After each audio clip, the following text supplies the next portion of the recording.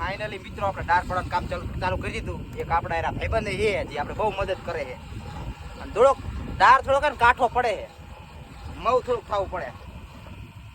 અને હમણાં પાણી આવે કે નહીં તમને આગલા વિડીયો તમે કહીશું. ત્યાં સુધી તમે લાઈક ફોલો કરી રાખજો. અને હું થોડોક મઉ થયા રાખું. હે મારો હાલો જાય. થોડોક ડાર રહ્યો ને થોડુંક આપણે કાઠું આવી ગયું છે, પણ આપણે પાડી દઈશું. આ દેખાડો કેવો ઘો ભરી ગયા. લપી આવી છે, જોલો એને લપી બસ આગા બાજુ થોડોક જેવું દેખાડી.